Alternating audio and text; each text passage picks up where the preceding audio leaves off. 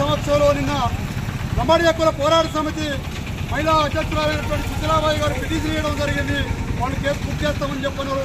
ఏదేమైనా మళ్ళీ ఇక్కడ ఈ మండలంలో సంబంధించినటువంటి బంజారా ప్రజలం అందరూ కలిసి బంజారా బిడ్డలం అందరం కలిసిపోయి మళ్ళా మా శీతలాభవాని మాతను ప్రతిష్ఠించుకున్నాం. సేవాలాల్ మహారాజ్ యొక్క జెండాను ఆ నేలపైన పాతినం. ప్రభుత్వ భూమి గత 10 సంవత్సరాలుగా లంబాడీల ఆచార వ్యవహారాలతోని శీతలా పండుగను అద్భుతంగా చేస్తా ఉన్నాం. ఈ మండల ప్రజానీకం బుద్ధిజీవులు చూస్తా ఉన్నారు.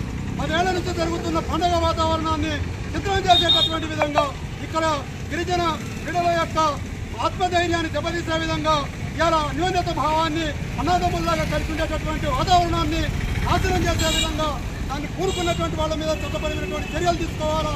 సేవాలాల్ సేన లంబాడి హక్కుల పోరాట సమితి బంజారా సంఘాలు మొత్తంగా అందరం కలిసి తీసుకున్న నిర్ణయం ఏమిటంటే ఈ నియోజకవర్గ ఎమ్మెల్యే గారి దృష్టికి తీసుకుపోవాలా.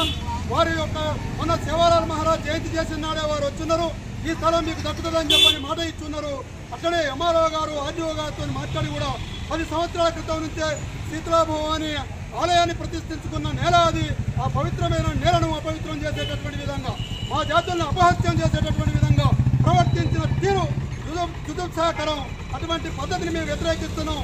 రేపు రాబోయే మంగళవారం నాడు శీతలాభవాన్ని ప్రదర్శించి బంజారా సాంప్రదాయం ప్రకారంగా సాటి భవానులకు అమ్మవార్లకు మేకపోతుల్ని బలిహరణ చేసి మా పండుగ వాతావరణాన్ని సృష్టించి మా దేవతలను అక్కడే నిలబెట్టుకుంటామని చెప్పని మంగళవారం జరిగే కార్యక్రమానికి ఈ మండలంలో ఉన్న మాజీ ప్రజాప్రతినిధులు, ప్రస్తుత ఎమ్మెల్యే గారు, అట్లనే సిఐ గారు, ఎస్ఐ గారు, ఇలా ఉద్యోగస్తులు ప్రతి ఒక్కరు కూడా అవసరమైతే వారు ఒక రోజు హాలిడే ప్రకటించుకొని మా యొక్క ఉద్యోగులు కూడా అక్కడికి రావాలని చెప్పని మంగళవారం నాడు శీతలాభవాని ప్రతిష్టాపన గురూజీ మంతు సేవాలాల్ గారి చేతుల మీదుగా రాబోయేటటువంటి బంజారా బిడ్డలు అందరం కలిసి మధు కుంకుమ పూజలు పాల్గొనవలసిందిగా విజ్ఞప్తి చేస్తున్నా. జై సేవాలాల్, జై సేవాలాల్, జై సేవాలాల్ మహారాజ్.